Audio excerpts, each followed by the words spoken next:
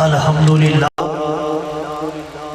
अल्हम्दुलिल्लाहिल अज़ीज़िल गफ़्फ़ार वस्सलातु वस्सलामु अला नबिय्यिहिल मुख्तार व अला आलिहिल अत्हार व अला अस्हाबिहिल अख़यार।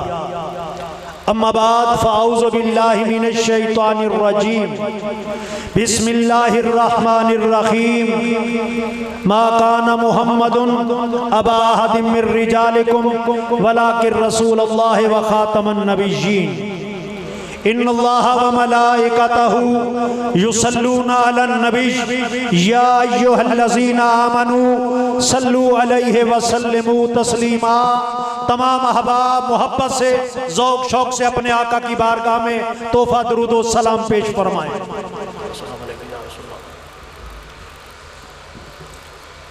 निहायती वाजिब सत्तरी पीर तरीक़त रहबर शरीयत परवुर्दाए आखोज विलायत हजूर सैयदी वसानदी ख्वाजा आशिक हुसैन बारवी ज़ीदा शरफ़हू ज़ेब आस्ताना आलिया पीर बारू शरीफ सैयदुस्सादात फ़ख्रुस्सादात आलियुल मर्तबा हजूर किबला सैयद मोहम्मद जाफ़िर मुज़म्मिल आस्ताना आलिया पीर जकी शरीफ ज़ीवकार उलमाए किराम मोहतरम बुजुर्गों भाइयों, ताजदारे ख़त्म नबूवत कॉन्फ्रेंस के हवाले से अकीदाए ख़त्म नबूवत का एक नुक्ता आपकी खिदमत में गोश गुजार करता हूँ। दोस्तों याद रखना, एक नबी के बाद दूसरे नबी की ज़रूरत कब पेश आती है, उसकी चंद वजूहात हैं। चंद एक आपकी खिदमत में गोश गुजार करता हूँ कि पहली बात यह है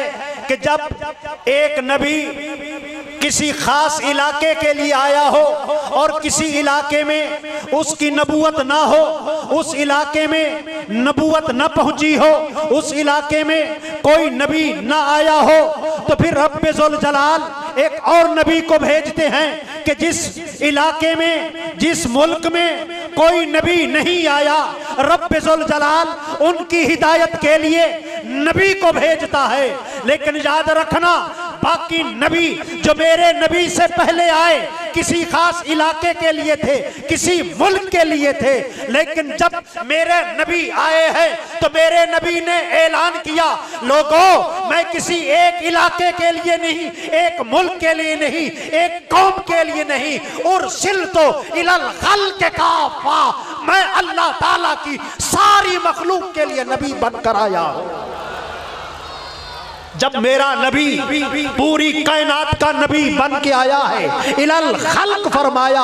अब खल्क का लफ्ज ऐसा है कि सिर्फ जमीन नहीं, आसमान वाले हूँ, मशरक वाले हूँ या मगरब वाले हूँ या शुमाल वाले हूँ या जनूब वाले हूँ, अल्लाह ताला ने मेरे नबी को हर मखलूक का नबी बनाकर भेजा है। इसलिए मेरे नबी के बाद अब किसी नबी की जरूरत ही नहीं, क्योंकि मेरा नबी हर कौम का नबी है। क्या बात, क्या बात, क्या बात। दूसरी वजह, बहुत अच्छी, अगर किसी नबी का दीन मुकम्मल ना हुआ हो, दीन की तकमील ना हुई हो, तो दीन की तकमील के लिए अल्लाह ताला एक और नबी भेजता है ताकि दीन की तकमील हो जाए। दोस्तों बुजुर्गों, आज इल्हामी किताबें जो हमारे पास दुनिया में मौजूद हैं, जो सहीफे इस वक्त सच्चे या झूठे उनमें तारीफ तो हो चुकी है। तौरात को उठाएं, ज़बूर को उठाएं, इंजील को उठाएं, कहीं भी एक आयत या फिक्रा, एक जुमला भी नहीं मिलेगा जो कुरान पाक में है कि मेरे रब्बे ज़ुल जलाल इरशाद फरमाते हैं इस दीन इस्लाम के लिए, मेरे नबी के दीन के लिए फरमाया अल यौमा अकमलतु लकुम दीनकुम। लोगों, ये दीन मुकम्मल हो गया है। जब दीन मुकम्मल हो गया है, दीन की तकमील हो चुकी है, अब किस दीन की जरूरत है, अब किस नबी की जरूरत है? जब दीन मुकम्मल हो चुका है, रब्बे ज़ुल जलाल ने ऐसी आयत तौरात में नाजिल नहीं फरमाई, ज़बूर में नाजिल नहीं फरमाई, इंजील में नाजिल नहीं फरमाई, ये आयत सिर्फ कुरान मजीद में है। क्यों? इस्लाम एक मुकम्मल ज़ाब्ता-ए हयात है। दुनिया का कोई मज़हब, कोई ऐसा मसला नहीं है जो मेरे नबी ने बयान ना फरमाया हो। जब दीन मुकम्मल हो गया है तो मेरे नबी के बाद अब किसी नबी की जरूरत नहीं रहे। और तीसरी बात, किसी नबी के बाद नबी के आने की जरूरत उस वक्त होती है जब उस नबी की तालीमात में तारीफ कर दी गई हो, वो उसकी हिदायत को, उसकी तालीमात को बदल के रख दिया गया हो। उनकी इस्लाह के लिए रब्बे जुल जलाल फिर नबी को भेजते हैं कि नबी की तालीम में जो गलतियां कर दी गई हैं उनकी इस्लाह भी अल्लाह का नबी करेगा। अरे दोस्तों, तौरात आई, अल्लाह ने हिफाजत की जिम्मेदारी नहीं, ज़बूर आई, इंजील आई, सहीफे आए, रब्बे जुल जलाल ने किसी की हिफाजत की जिम्मेदारी नहीं ली। लेकिन जब कुरान मेरे नबी पे नाज़िल हुआ तो रब्बे जुल जलाल ने फरमाया इन्ना नहनु नज़्ज़लना ज़िक्रा व इन्ना लहू लहाफ़िज़ून। लोगों, कुरान को नाज़िल करने वाला भी मैं रब्बे जुल जलाल हूँ और इसका मुहाफ़िज़ भी मैं रब्बे जुल जलाल हूँ। क्योंकि अब कुरान के बाद कोई किताब नहीं आएगी, हमारे नबी के बाद कोई नबी नहीं आएगा, इसलिए कुरान में अब तहरीफ नहीं हो सकती। और कितने बदबख्त हैं लोग जो फतवा देने वाले हैं, शर्म आनी चाहिए।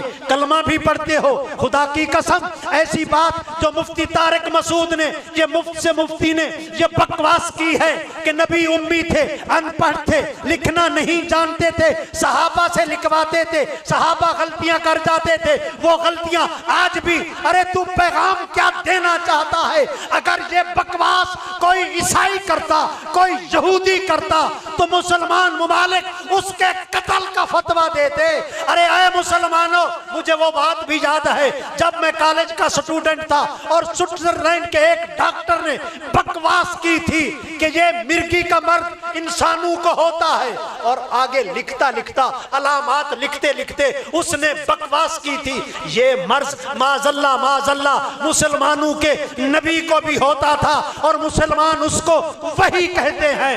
पूरा मुल्क सरापे एहतजाज हो गया था। लिया कॉलेज में लिया का डीसी भी, लिया का एसी भी हमारे साथ एहतजाज में आया था और कहने लगा तुम भी एहतजाज करो, हम भी मुसलमान हैं, हम भी एहतजाज करते हैं। अगर ये बकवास कोई गैर मुस्लिम कहे तो पाकिस्तान की हुकूमत एहतजाज करती है, और तारिक मसूद अगर ये बकवास करता है तो ऐवान में बैठने वालों खामोश क्यों हो? इसकी सजा भी कत्ल होनी चाहिए।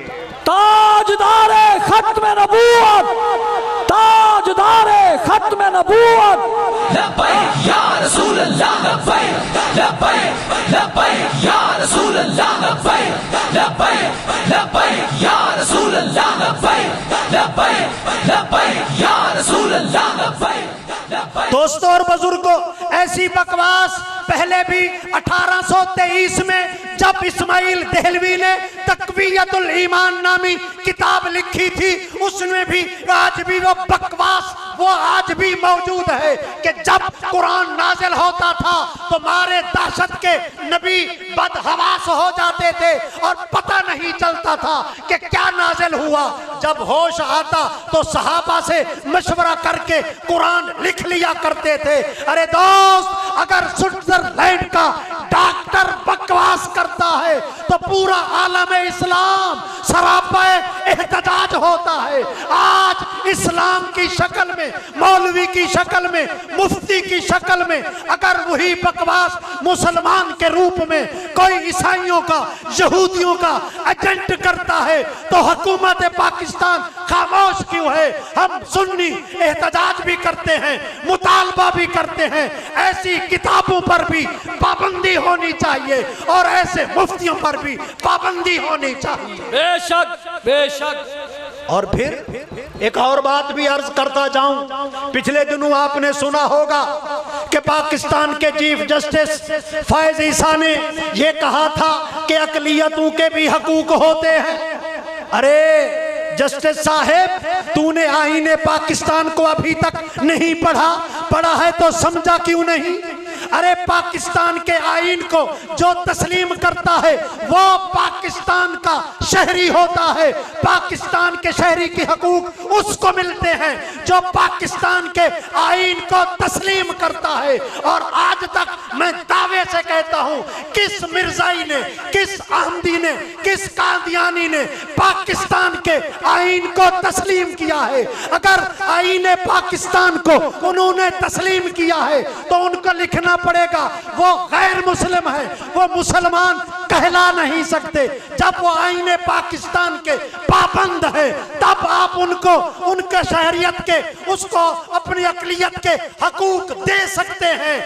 ऐवान इक़्तिदार में बैठने वालों, ये सुन्नियों का इज्तिमा तुमसे मुतालबा करता है, पहले मिर्जाइयों से ये तस्लीम कराया जाए कि पाकिस्तान का आईन हक है। हम पाकिस्तान को भी तस्लीम करते हैं, पाकिस्तान के आईन को भी तस्लीम करते हैं। जब पाकिस्तान के आईन को तुम तस्लीम करोगे तो तुम मुसलमान कहला नहीं सकते, तुम गैर मुस्लिम हो। मुसलमान कहलाना तुम्हारा हक भी नहीं। हाँ, तुम मिर्जाई, अहमदी, कादियानी बनकर आओ, तुम्हें फिर हकूक मिलेंगे। अदरवाइज ये डाका मारने की कोशिश न कीजिएगा। मैं ऐवान इक़्तिदार में बैठने वालों से ये मुतालबा करता हूं कि तुम वैसे तो आईने पाकिस्तान के मुहाफिज बनते हो, किसी एक मिर्जाई से, मिर्जाइयों के खिलाफ खलीफा मिस्टर मसरूर से ये ऐलान तो करवा दो कि हम पाकिस्तान को भी तस्लीम करते हैं, हम आईने पाकिस्तान को भी तस्लीम करते हैं। जब आईने पाकिस्तान से उन्होंने इनकार कर दिया है, ना वो जिम्मी है, ना वो शहरी है, ना वो मुसलमान है, वो बेईमान, वो हरबी हैं। और हरबी काफिर को ये अख्तियारात और ये सहूलतें और उनके हकूक नहीं हुआ करते। हकूक जिम्मियों के होते हैं, अकलियतों के होते हैं। जिस मुल्क में रहते हैं उस मुल्क के कानून को जब तस्लीम करेंगे तब उनके हकूक बनते हैं। ऐवान इक़्तिदार में बैठने वालों और अदालत के ऐवानों में अरे फैसले करने वालों, जरा गौर तो करो तुम क्या कह रहे हो। इधर मिर्जाई तुम्हारे आईन को मानते नहीं, तुम उन्हें सहूलतें दे रहे हो। खुदा का खौफ करो, मरना है, खुदा को जवाब देना है। अरे ऐवान इक़्तिदार में बैठने वालों, अरे अवाम की तनख्वाहों से, अवाम के इस टैक्स से तनख्वाहें खाने वालों, मुसलमानों से गद्दारी हम कभी करने नहीं देंगे। हम बतला देना चाहते हैं, जब तक एक सुन्नी जिंदा है खत्मे नबूवत पर डाका नहीं डाला जा सकता। ताजदारे खत्मे नबूवत, ताजदारे खत्मे नबूवत, ताजदारे खत्मे नबूवत। लब्बैक लब्बैक लब्बैक या रसूल अल्लाह, लब्बैक रसूल अल्लाह, लब्बैक लब्बैक लब्बैक या रसूल अल्लाह, लब्बैक लब्बैक लब्बैक या रसूल अल्लाह, लब्बैक। हम तो उन सहाबाए किराम के मानने वाले हैं जब मुसैलमा कज़्ज़ाब सैयदना अबू बकर सिद्दीक के दौर में झूठी नबूवत का दावा करने वाला नबी के सहाबी हजरत हबीब को पकड़ता है, पकड़कर उसको उसके सामने पेश किया गया। कहने लगा, किसको रसूल मानते हो? फरमाया मुहम्मदुर रसूलुल्लाह सल्लल्लाहु अलैहि वसल्लम। क्या मुझे रसूल नहीं मानते? जवाब दिया, नहीं, तू बेईमान है, तू दज्जाल है, तू कज़्ज़ाब है। कहा, इसका एक बाजू काट दो। हजरत हबीब का बाजू काट दिया गया। अब बता, मैं रसूल हूं कि न हूं? फरमाया, नहीं, तू बेईमान है, कज़्ज़ाब है, दज्जाल है, मेरे नबी के बाद कोई नबी नहीं। कहा, दूसरा बाजू काट दो। दूसरा बाजू कट गया। अब बता। फरमाया, वही बात है, मेरा नबी आखिरी नबी है, मेरे नबी के बाद कोई नहीं आएगा। एक पांव काट दो, दूसरा पांव काट दो। जिस्म के टुकड़े टुकड़े करके शहीद कर दिया गया था। लेकिन मुसलमानों ने कभी कंप्रोमाइज नहीं किया। अरे ऐवान इक़्तिदार में बैठने वालों, अरे अदालत के ऐवानों में बैठने वालों, तुम्हें बतला देना चाहते हैं हमें टुकड़े टुकड़े तो किया जा सकता है, ख़त्म तो किया जा सकता है, गोलियों से छलनी तो किया जा सकता है, लेकिन हम तुम्हें बतला देना चाहते हैं खत्मे नबूवत पर तुम्हें डाका नहीं डालने दिया जाएगा। अल्लाह मेरे कलेमत माशाअल्लाह हजरत मोहतरम